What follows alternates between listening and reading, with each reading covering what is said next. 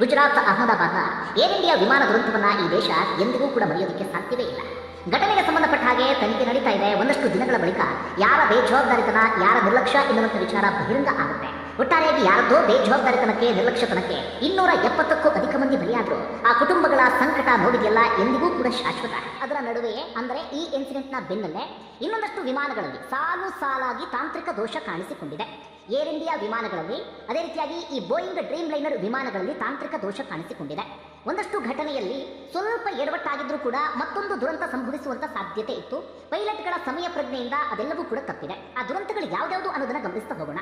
ಯಾಕೆ ಈಗ ಈ ವಿಚಾರವನ್ನ ಪ್ರಸ್ತಾಪ ಮಾಡ್ತಿದ್ದೀನಿ ಅಂದ್ರೆ, ನಾವೆಲ್ಲರೂ ಕೂಡ ಅಂದ್ಕೊಳ್ತಾ ಇದ್ವಿ ತುಂಬಾ ಸೇಫ್ ಆಗಿರುವಂತಹ ಜರ್ನಿ ಅಥವಾ ಪ್ರಯಾಣ ಅಂದ್ರೆ ಅದು ವಿಮಾನದ ಪ್ರಯಾಣ ಅಂತ ಹೇಳಿ. ಯಾಕಂದ್ರೆ ರಸ್ತೆಯಲ್ಲಿ ಹೋಗುವ ಸಂದರ್ಭದಲ್ಲಿ ಆಕ್ಸಿಡೆಂಟ್ಗಳನ್ನು ಗಮನಿಸ್ತಾ ಇದ್ವಿ. ಜಲಮಾರ್ಗದಲ್ಲೂ ಕೂಡ ಒಂದಷ್ಟು ಅಪಘಾತಗಳೆಲ್ಲವೂ ಕೂಡ ಸಂಭವಿಸ್ತಾ ಇತ್ತು.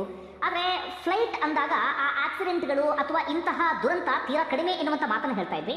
ಆದ್ರೆ ಇತ್ತೀಚೆಗೆ ನೋಡಿದಂಥ ಸಂದರ್ಭದಲ್ಲಿ ಸಹಜವಾಗಿ ಜನರೊಂದು ಭಯ ಜಾಸ್ತಿ ಆಗ್ತಾ ಇದೆ. ಫ್ಲೈಟ್ನಲ್ಲಿ ಹೋಗುವ ಸಂದರ್ಭದಲ್ಲೂ ಪದೇ ಪದೇ ಹೀಗಾದ್ರೆ ಕತೆ ಏನು ಅಂತ ಜನ ಪ್ರಶ್ನೆ ಮಾಡುವಂತಾಗಿದೆ. ಆ ಇನ್ಸಿಡೆಂಟ್ಗಳು ಯಾವ್ಯಾವುದು ಅನ್ನೋದನ್ನ ಗಮನಿಸ್ತಾ ಹೋಗೋಣ. ಮೊದಲು ಇವತ್ತು ವಿಪರೀತ ಚರ್ಚೆಯಾದಂಥ ಇನ್ಸಿಡೆಂಟ್ ಅಂದ್ರೆ, ಹಾಂಗ್ಕಾಂಗ್ನಿಂದ ದೆಹಲಿಗೆ ಬರ್ತಾ ಇದ್ದಂಥ ಫ್ಲೈಟ್, ಅದು ಏರ್ ಇಂಡಿಯಾ ಫ್ಲೈಟ್. ಈಗ ಮೊನ್ನೆ ದುರಂತಕ್ಕೀಡಾಯ್ತಲ್ಲ ಬೋಯಿಂಗ್ ಕಂಪನಿಯ ವಿಮಾನ, ಅದೇ ಕಂಪನಿಯ ಫ್ಲೈಟ್ ಇದು. ಬೋಯಿಂಗ್ 787 ಡ್ರೀಮ್ ಲೈನರ್ ಫ್ಲೈಟ್ ಇದು. ಹಾಂಗ್ಕಾಂಗ್ನಿಂದ ದೆಹಲಿಯ ಕಡೆಗೆ ಪಯಣವನ್ನು ಬೆಳೆಸಿದಂತಹ ವಿಮಾನ ಇದು. ಸಾಕಷ್ಟು ಪ್ರಯಾಣಿಕರು ಅದರಲ್ಲಿ ಇದ್ರು. ಬೆಳಗ್ಗೆ 9:50ಕ್ಕೆ ಈ ವಿಮಾನ ಹೊರಟಿತ್ತು. ಹೆಚ್ಚು ಕಡಿಮೆ ಒಂದು 22,000 ಅಡಿ ಎತ್ತರದಲ್ಲಿ ಈ ಫ್ಲೈಟ್ ಇರುತ್ತೆ.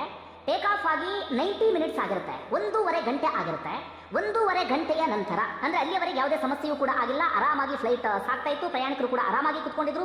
ಹೆಚ್ಚು ಕಡಿಮೆ 1.5 ಗಂಟೆಯ ನಂತರ ಪೈಲಟ್ಗೆ ಆ ಫ್ಲೈಟ್ನಲ್ಲಿ ಇದ್ದಂತಹ ತಾಂತ್ರಿಕ ದೋಷ ಅಥವಾ ಸಮಸ್ಯೆಯ ಬಗ್ಗೆ ಅರಿವಾಗಿದೆ. ಆರಂಭದಲ್ಲಿ ಅನುಮಾನ ಬಂದಿದೆ. ಸ್ವಲ್ಪ ಹೊತ್ತಾಗ್ತಾ ಇದ್ದ ಹಾಗೆ ಹೌದು ತಾಂತ್ರಿಕ ದೋಷ ಇದೆ ಅನ್ನೋದು ಕನ್ಫರ್ಮ್ ಆಗಿದೆ.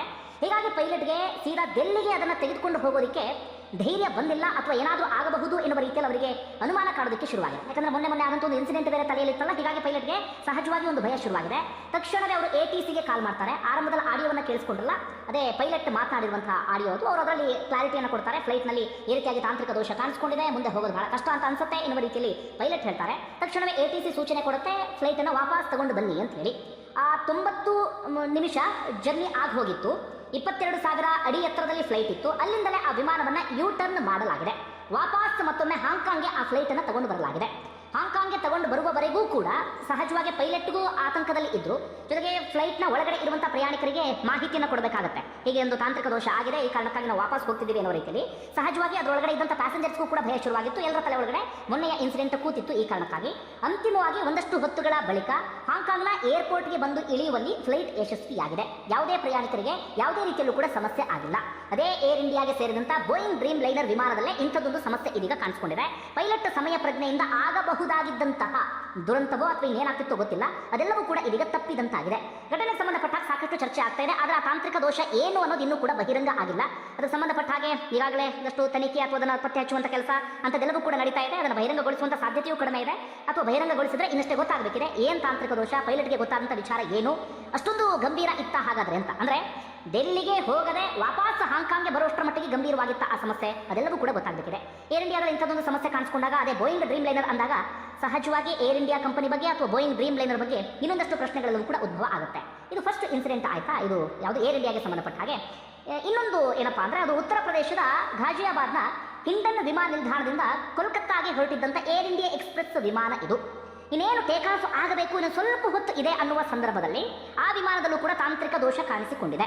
ಆ ತಾಂತ್ರಿಕ ದೋಷದ ನಡುವೆಯೇ ಅಥವಾ ಅದನ್ನ ಸರಿಯಾದ ರೀತಿಯಲ್ಲಿ ಗಮನಿಸದೆ ಏನಾದರೂ ಟೇಕ್ ಆಫ್ ಆಗಿದ್ರೆ ಅಲ್ಲೂ ಕೂಡ ಸಮಸ್ಯೆ ಆಗುವಂತ ಸಾಧ್ಯತೆ ಇತ್ತಂತೆ. ಆದರೆ ಟೇಕ್ ಆಫ್ ಆಗಿಲ್ಲ. ಆ ತಾಂತ್ರಿಕ ದೋಷ ಏನು ಅಂತ ಪತ್ತೆ ಹಚ್ಚುವಂತ ಒಂದಷ್ಟು ಕೆಲಸ ಎಲ್ಲವೂ ಕೂಡ ನಡೀತು. ಅದನ್ನ ಕ್ಲಿಯರ್ ಮಾಡಿ ಅದಾದ ಬಳಿಕ ಆ ಫ್ಲೈಟ್ ಟೇಕ್ ಆಫ್ ಆಗಿದೆ. ಅಂದ್ರೆ ನೋಡಿ, ಅಹಮದಾಬಾದ್ನ ಇನ್ಸಿಡೆಂಟ್ ಆದ ಬಳಿಕ ಏರ್ ಇಂಡಿಯಾದಲ್ಲೇ ಕಾಣಿಸಿಕೊಂಡಂತಹ ಸಮಸ್ಯೆಗಳೆಲ್ಲವೂ ಕೂಡ ಇದು. ಒಂದು ಹಾಂಗ್ಕಾಂಗ್ ಟು ದಿಲ್ಲಿ, ಮತ್ತೊಂದು ಉತ್ತರ ಪ್ರದೇಶದ ಘಾಜಿಯಾಬಾದ್ನಿಂದ ಕೋಲ್ಕತ್ತಾ ಕಡೆಗೆ ಪಯಣವನ್ನು ಬೆಳೆಸಿದಂಥ ಏರ್ ಇಂಡಿಯಾ ಎಕ್ಸ್ಪ್ರೆಸ್ನಲ್ಲಿ ಅದರಲ್ಲೂ ಕೂಡ ತಾಂತ್ರಿಕ ದೋಷ ಕಾಣಿಸಿಕೊಂಡಿತ್ತು. ಇದು ಎರಡಾಯ್ತಾ. ಮತ್ತೊಂದು ಇನ್ಸಿಡೆಂಟ್ ಏನಪ್ಪಾ ಅಂದ್ರೆ, ಸ್ವಿಟ್ಜರ್ಲ್ಯಾಂಡ್ನ ಜ್ಯೂರಿಕ್ನಿಂದ ದೆಹಲಿಗೆ ಹೊರಟಿದ್ದಂತಹ ವಿಮಾನ ಇದು. ಇದರಲ್ಲೂ ಕೂಡ ತಾಂತ್ರಿಕ ದೋಷ ಕಾಣಿಸಿಕೊಂಡಿದೆ. ತಕ್ಷಣವೇ ಸ್ವಿಟ್ಜರ್ಲ್ಯಾಂಡ್ನ ಏರ್ಪೋರ್ಟ್ನಲ್ಲೇ ಅದನ್ನು ಲ್ಯಾಂಡ್ ಮಾಡಲಾಗಿದೆ ಅಥವಾ ತುರ್ತು ಭೂಸ್ಪರ್ಶವನ್ನು ಮಾಡಲಾಗಿದೆ. ಇಲ್ಲೂ ಕೂಡ ಏರ್ ಇಂಡಿಯಾ ವಿಮಾನದಲ್ಲೇ ಇಂಥದ್ದೊಂದು ಸಮಸ್ಯೆ ಕಾಣಿಸಿಕೊಂಡಿದೆ. ಒಟ್ಟಾರೆ 3 ಇನ್ಸಿಡೆಂಟ್ ಆಯ್ತಾ. ಇನ್ನೊಂದು 4ನೇ ಸೀರಿಯಸ್ ಆಗಿರುವಂಥ ಇನ್ಸಿಡೆಂಟ್ ಅನ್ನ ಇಲ್ಲಿ ಹೇಳ್ತೀನಿ. ಅದು ಬ್ರಿಟಿಷ್ ಏರ್ವೇಸ್ಗೆ ಸಂಬಂಧಪಟ್ಟಂತ ಫ್ಲೈಟ್. ಇದು ಏರ್ ಇಂಡಿಯಾ ಅಲ್ಲ, ಬ್ರಿಟಿಷ್ ಏರ್ವೇಸ್ಗೆ ಸಂಬಂಧಪಟ್ಟಂತ ಫ್ಲೈಟ್. ಆದರೆ ಇದು ಕೂಡ ಬೋಯಿಂಗ್ ಡ್ರೀಮ್ ಲೈನರ್ಗೆ ಸೇರಿದಂತಹ ಕಂಪನಿಯ ವಿಮಾನ ಇದು. ಇಲ್ಲೇನಾಯ್ತು ಅಂದ್ರೆ, ಲಂಡನ್ನಿಂದ ಚೆನ್ನೈ ಕಡೆಗೆ ಬರ್ತಾ ಇದ್ದಂಥ ಫ್ಲೈಟ್ ಇದು. ಈ ಫ್ಲೈಟ್ ಕೂಡ ಹೊರಟಿತ್ತು, ಆಕಾಶದಲ್ಲೇ ಇತ್ತು. ತಕ್ಷಣವೇ ತಾಂತ್ರಿಕ ದೋಷ ಈ ಫ್ಲೈಟ್ನಲ್ಲೂ ಕೂಡ ಕಾಣಿಸಿಕೊಂಡಿದೆ. ಪೈಲಟ್ ಪತ್ತೆ ಹಚ್ಚಿದ್ದಾರೆ. ಚೆನ್ನೈವರೆಗೆ ಹೋಗೋದಕ್ಕೆ ಸಾಧ್ಯ ಆಗಿಲ್ಲ.